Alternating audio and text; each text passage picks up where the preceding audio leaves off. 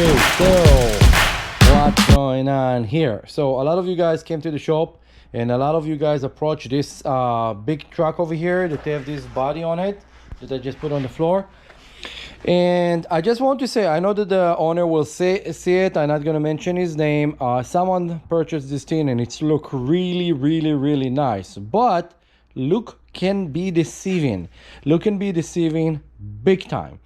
And I decided to do this video not to go on someone's nerve that they bought something not good, but to teach other people not to do the same mistake. So without any further ado, let me explain what's going on here. So a customer came and brought this vehicle. I thought, oh great, there's a big motor, it will work, it will be a lot of fun. And then everything looked nice, aluminum. And then I tried to work and see what I can do to make it run. I don't know how much it costs. I did not sorry, I did not bother asking. And then I discover so many problems that is just beyond ridiculous. To start, beautiful aluminum, isn't it? I think this aluminum is like literally crushed Coca-Cola can that they made aluminum out of, because this thing is so soft, and the motion on it, like everything is like kind of, there's no way to tight any of this. Everything is kind of super loose. No matter what I did, no matter what I try to make better, everything is super loose. This aluminum is like literally like butter. No matter what you're gonna do, it's like a small dent on it. Any small rock that you're gonna hit will bend this thing really bad. Then I was needed to remove this servo. This entire thing came out. You see, it's like right now it's open. I was putting a remote system on it. I don't know if this servo came with it or not. This one was already there, but the wheels was turning all the way sideways, and I was needed to fix this. But then the servo, the entire servo housing here is hooked up with 1, 2, 3, 4 cotter pin. You know, the body pin, some of you guys call them, those guys. This what holding this. So this is actually not really intact into place. So while you actually moving the wheels, this thing actually move with it. So this thing is kind of bouncing up and down. I don't give this servo a very long lifetime. Now we do have the battery that came with us here. It's a very big battery, but it's a really bad battery.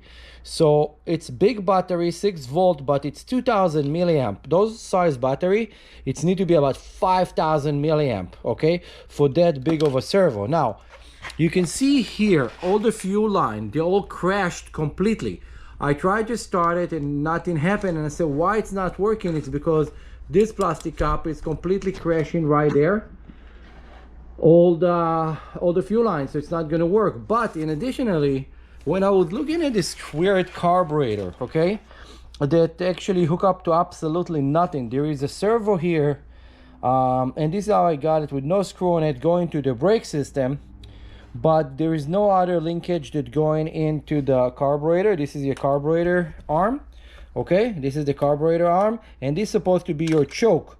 So this choke is kind of not really working, it's not doing anything. It's look like just a very cheap carburetor. And then it's have a one fuel line going in there, and then there is another fuel line here. This is like the exit. Usually when you press the pumper on the carburetor, usually there's a bubble here, you press it and then it's put the fuel in, and this will be the return into the fuel tank.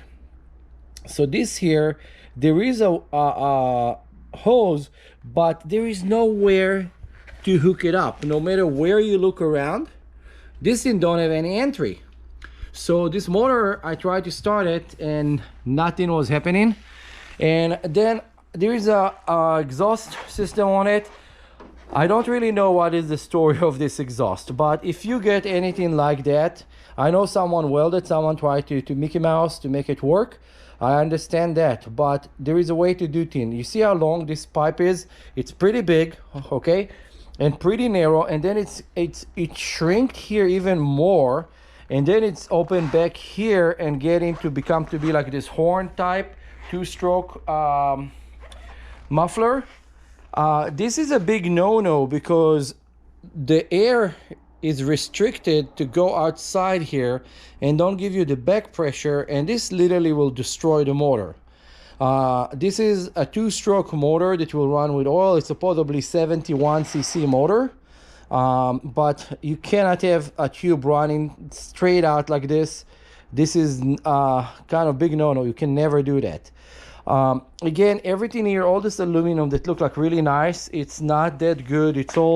Everything is very, very clumsy on it. I did whatever I could to try to make at least the steering and some of the other electronic works, but you see, like everything, like I can actually turn this very easily on a strong servo, like this should never happen. But then all this is how loose this thing is. This is the, you see, like I can do that with my pinky.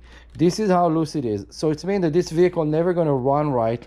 It's maybe gonna look cool because it's very big, and if we will start the engine, hopefully it's gonna drive. But so far I'm working it for so long, and it's not even worth the money anymore at this point to spend so much time on something that don't even want to turn on.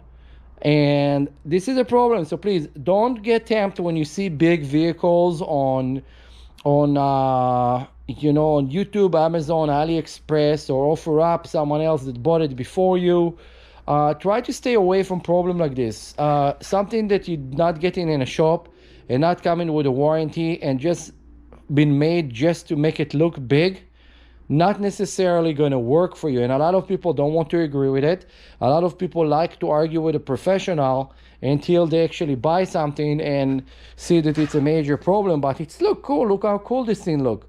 I'm assuming that those arms are kind of made for other vehicle because it has so many like adjustments on it to put different shock in different position.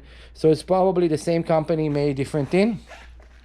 All those are all plastic pieces that all clumsy. Everything is kind of held only with kind of body pins.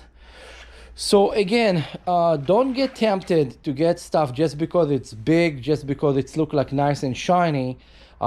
This thing was for the customer. I don't know how much you paid for it. I'm trying to help, but I thought that a lot of people should actually learn from this mistake. You know, that like this is not a good purchase. Now I'm working on it already for a couple days and not getting kind of, besides of the steering working and anything else that I need to do, the motor still don't work. And I'm a very good mechanic, but I cannot do magic. I can do only whatever could work. If this carburetor inside is not good, I don't even know what carburetor might fit in this, because it's have a special fitting over there.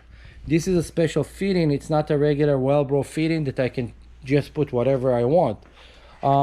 This is pretty quick video about this. Don't forget to like, subscribe, and share. And I know from time to time I'm making those videos, and I think those videos are most important video for you guys to learn. Look at the big motor that you have here. Huge motor, 71cc. That absolutely not working. And it's, by the way, when I look at this motor, I don't believe it's a 71cc because it's not big enough. It's pretty small. It's just a little bit bigger than the 30cc. So I don't believe that this is a 71cc. I don't see the possibility of this thing having a 71cc. If you ever have a scooter that is like 50cc, you know how big those motors are. So there's no way that this is 71cc, no matter what piece of plastic over there saying. Let me show you guys what is this. Okay, and also it's leaking like fuel from all over, like the cap is not locking on it. Total waste of time. See you in my next video. Bye.